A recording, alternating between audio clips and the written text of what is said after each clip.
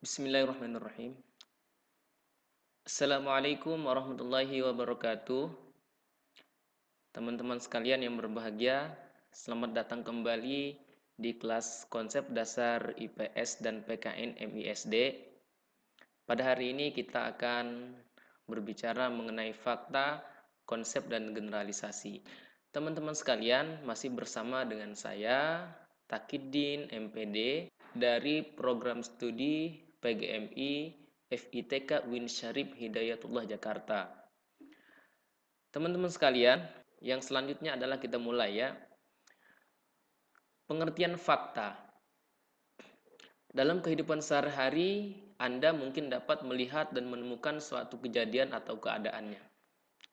Misalnya, satu, kita sering melihat matahari memancarkan sinarnya. Itu yang pertama. Yang kedua, laut berombak, kemudian terjadinya pasang surut, dan lain-lain. Itu adalah fakta yang ada di sekitar kita. Nah, kemudian keadaan seperti yang tadi saya kemukakan adalah sering disebut dengan fakta. Jadi fakta adalah suatu informasi atau data yang ada atau terjadi dalam kehidupan sehari-hari dan dikumpulkan serta dikaji oleh para ahli ilmu sosial yang terjamin kebenarannya. Nah, inilah yang dimaksud dengan fakta. Baik, teman-teman sekalian, sekarang kita akan bicara mengenai manfaat sebuah fakta di dalam ilmu sosial. Nah, fakta itu penting dalam struktur ilmu pengetahuan karena fakta dapat membentuk suatu konsep dan generalisasi. Jadi beberapa fakta akan membentuk suatu konsep dan generalisasi atau sebuah kesimpulan. Begitu teman-teman sekalian ya. Selanjutnya adalah kita akan bicara mengenai konsep. Saya akan mulai dengan satu contoh. Yang pertama adalah ada kalimat peserta lomba pidato berbahasa Inggris sudah menyelesaikan konsep pidatonya. Itu yang pertama. Yang kedua, mahasiswa PGMI, mahasiswa PGSD kelas A dan D belum mengerti tentang konsep dasar IPS dengan baik. Nah, dua kalimat yang tentu berbeda. Sahabat sekalian, teman-teman yang berbahagia, pengertian konsep pada kalimat yang pertama berarti rancangan atau draft. Jadi bentuknya adalah rancangan atau draft.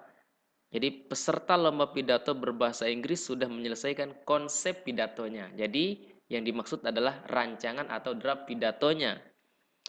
Nah, kemudian konsep yang kedua adalah pengertian konsep pada kalimat kedua berarti gagasan atau ide-ide pokok, gagasan atau ide-ide pokok-pokok pikiran dalam pelajaran IPS. Nah, jadi dua hal yang berbeda. Nah, kemudian kita coba melihat pengertian konsep dari sudut yang berbeda. Teman-teman sekalian, secara sederhana, konsep adalah penamaan atau pemberian label untuk sesuatu yang membantu seseorang mengenal, mengerti, dan memahami tentang sesuatu tersebut. Nah, kemudian dilanjutkan dengan kalimat yang kedua atau pengertian yang kedua adalah konsep adalah suatu kesepakatan bersama untuk penamaan sesuatu dan merupakan alat intelektual, alat untuk berpikir yang membantu kegiatan seseorang untuk berpikir dan memecahkan suatu masalah. Nah, misalnya saya akan ambil contoh ini. Ini teman-teman tahu apa namanya? Ayo, pasti semuanya akan bilang mouse. Betul? Betul. Atau enggak artinya mouse itu apa? Mouse itu artinya adalah tikus. Apakah ini benar tikus? Tidak. Tetapi kita semua orang di seluruh dunia bersepakat bahwa ini adalah mouse. Karena memang bentuknya cok cok cok cok cok cok seperti tikus ya. Nah, ini Sebetulnya menjadi aneh karena ini bukan tikus, tetapi untuk membantu seseorang dalam proses pengetikan menggunakan laptop atau PC. Tetapi karena sudah dilabelkan oleh pembuat benda ini sebagai mouse, maka orang akan bersepakat, yaitu penamaan sesuatu yang membantu seseorang mengenal, mengerti, dan memahami tentang sesuatu tersebut. Nah, begitu teman-teman sekalian ya. Jadi itu yang disebut dengan konsep. Kemudian selain dari diberikan oleh seseorang, ada yang melabelkan konsep tersebut. Yang kedua adalah adanya kesepakatan bersama. Nah, jadi kesepakatan bersama itu adalah yang dimaksud di sini bukan orang berdiskusi membahas kita sepakat enggak, tidak harus seperti itu juga. Yang jelas adalah orang semua mengiyakan bahwa misalnya tadi namanya mouse, oh, oke mouse gitu. Nah, akhirnya semua orang bersepakat untuk menamakan ini adalah mouse. Contoh yang lain dari konsep ini adalah teman-teman tahu selfie. Selfie ya. Kalau dulu kalau kita ingat namanya selfie, maka itu adalah nama orang, selfie, selfiani, bla bla bla gitu. Nah, tetapi hari ini yang namanya selfie adalah bersuah foto, nyelpih, nah gitu bahasa plesetannya gitu ya. Dan itu baru dikenal setelah maraknya atau boomingnya gadget atau handphone yang berkamera. Namun sebelumnya tidak ada istilah selfie. Kan baru ada kata-kata itu baru termasuk baru di atas tahun 2010-an. Nah, kemudian teman-teman sekalian, ada lagi kata-kata, teman-teman tahu nggak terong? Tahu nggak cabe? Tahu nggak mobil? Kalau mobil, ini konsep ya. Konsep. Kalau mobil berarti mobilan. Mobil asli, mobil beneran. Tapi kalau mobil-mobilan adalah mobil mainan. Kalau terong adalah buat sayur sejenis sayur-sayuran yang digunakan untuk lauk makan. Kalau terong-terongan ya bisa dipahami ya. Kalau dulu makna terong-terongan itu adalah terong mainan. Nah, hari ini sudah berbeda maknanya, teman-teman tahu sendiri. Kemudian cabe. Cabe itu ya kita tahu cabe ya. Kalau tidak ada cabe makan kurang sedap bagi penyuka sambal. Nah, kemudian kalau cabe mainan disebut dengan cabe-cabean. Tetapi kenapa Anda tertawa? Karena cabe-cabean itu pada hari ini maknanya mengalami pergeseran. Dan semua orang bersepakat bahwa cabe-cabean yang dimaksud oleh segelintir orang itu adalah, ya Anda tahu sendiri ya, mohon maaf saya sampaikan menurut persepsi saya adalah ada beberapa orang anak remaja, gadis remaja yang naik motor begitu dengan pakaian yang unik gitu ya. Itu disebut dengan cabean. Nah, beda dulu. Yang namanya cabe-cabean adalah cabe mainan buat anak-anak. Begitu adalah pembentukan sebuah konsep ya, penamaan yang diberikan untuk orang mengenal, kemudian ada kesepakatan yaitu dan dibentuk untuk memecahkan masalah. Ini saya kasih contoh yang mudah Anda ingat begitu ya. Bukan bermaksud untuk melakukan pornografi, sorry. Nah, berikutnya sahabat sekalian, konsep menurut Hasan, ini adalah guru besar di UPI, Universitas Pendidikan Indonesia. Beliau mengatakan bahwa konsep adalah pengabstraksian dari sejumlah benda yang memiliki karakteristik yang sama. Jadi pengabstraksian itu adalah menjadi lebih umum, membuat menjadi lebih umum dari sejumlah benda atau sesuatu yang memiliki ciri yang sama. Kita berikan contohnya ya. Nah, contohnya adalah di sini ada sedan ya, mobil ya. Sedan, kemudian Anda tahu sedan ya, yang unyuk-unyuk gitu. Kemudian truk atau truk gitu. Ada yang bilang truk, ada yang bilang truk ya, tergantung dialek masing-masing saja ya, silahkan. Kan itu truk itu besar ya. Kemudian bis, ya Anda tahu yang suka pulang kampung itu. Ya, biasanya naik bis itu pasti tahu bis gitu. SUV. Nah, kemudian ada SUV. SUV itu adalah Sport Utility Vehicles. Nah, atau kendaraan sport ya.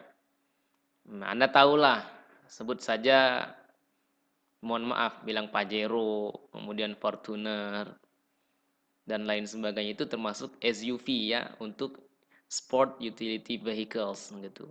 Kemudian ada lagi MPV. MPV itu Multi Purpose Vehicles atau kendaraan multiguna. Nah, misalnya yang paling terkenal itu ada Avanza gitu, Xenia, R3, Expander gitu ya. Nah, ini saya sebut semua supaya adil gitu. Nah, ini adalah bentuk daripada tipe mobil ya, dan lain-lain sebagainya. Nah, teman-teman semuanya, masing-masing tadi daripada nama-nama mobil itu semuanya diabstraksikan menjadi mobil. Itu adalah mobil gitu. Nah, turunannya adalah ada sedan, truk, bis, SUV, MPV dan lain-lain. Nah, begitu teman-teman sekalian. Jadi, ditarik ke yang lebih besar itu disebut dengan mobil. Nah, teman-teman silahkan berikan contoh yang lain ya. Teman-teman sekalian, berikutnya adalah kategori konsep. Konsep itu ada beberapa kategori. Yang pertama adalah konsep konkret dan abstrak. Jadi yang pertama ada yang konkret, ada yang abstrak. Nah, yang konkret misalnya yang bisa dipegang, yang bisa dilihat gitu, yang bisa diraba. Kalau yang abstrak itu tidak bisa, tetapi bisa dirasakan gitu ya. Nah, kemudian ada konsep yang luas dan sempit. Kemudian satu kata atau frase gitu.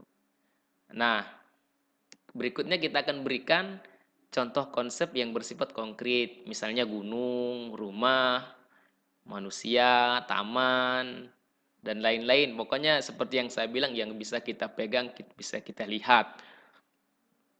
Bapak, kan bisa dipegang, bisa dilihat. Apakah langit itu termasuk konsep? Ya iyalah. Kan bisa dilihat gitu ya. Nah, kemudian contoh yang abstrak. Nah, yang abstrak itu adalah bisa dirasakan tetapi tidak bisa dilihat. Emang cinta bisa dilihat? Cinta itu tidak bisa dilihat, teman-teman. Cinta, kasih sayang, marah, benci, cemburu, bahagia itu adalah contoh daripada konsep yang abstrak. Dia tidak bisa dilihat tetapi bisa dirasakan. Tuh kan Anda yang senyum-senyum pasti sedang lagi jatuh cinta. Oke ya, semoga bahagia. Nah, untuk memperkuat tentu dari saya terbatas, teman-teman sekalian. Selanjutnya silahkan tuliskan contoh lain dari masing-masing konsep di atas di komen di bawah ini ya. Tolong tulis sebanyaknya untuk membangun pengetahuan kita agar lebih benar-benar memahami tentang konsep pada pertemuan kali ini. Silahkan. Nah, kemudian pertanyaan berikutnya yang perlu Anda diskusikan adalah mengapa konsep begitu penting bagi manusia, ya. Nah, ini tolong dijawab. Sekali lagi, mengapa konsep begitu penting bagi manusia? Nah, kemudian yang ketiga adalah pertanyaannya bagaimanakah cara pemerolehan konsep? Bagaimana konsep itu diperoleh gitu? Tolong didiskusikan ya teman-teman sekalian ya. Nah, kemudian kita sudah bicara fakta, teman-teman sekalian, sudah berbicara konsep, selanjutnya kita akan berbicara mengenai generalisasi. Generalisasi, teman-teman, berasal dari kata general, general yang artinya adalah umum. Nah, namun di sini yang dimaksud dengan generalisasi adalah pengambilan kesimpulan secara umum dari suatu gejala. Jadi pengambilan kesimpulan secara umum dari suatu gejala atau informasi yang kita terima yang didukung oleh fakta dan konsep yang ada. Nah, jadi kalau kita lihat dalam membuat generalisasi kita membutuhkan adanya fakta-fakta. Tentu fakta-faktanya itu adalah yang sudah benar-benar teruji ya. Kemudian konsep-konsep yang ada. Nah, begitu teman-teman sekalian ya. Nah, kemudian kita lihat menurut Samlawi dalam Sapria mengemukakan bahwa generalisasi merupakan sejumlah konsep yang memiliki karakteristik dan makna. Nah, kemudian generalisasi adalah pernyataan tentang hubungan di antar konsep. Kemudian generalisasi mengungkapkan sejumlah besar informasi. Nah, begitu teman-teman ya. Assalamualaikum warahmatullahi wabarakatuh.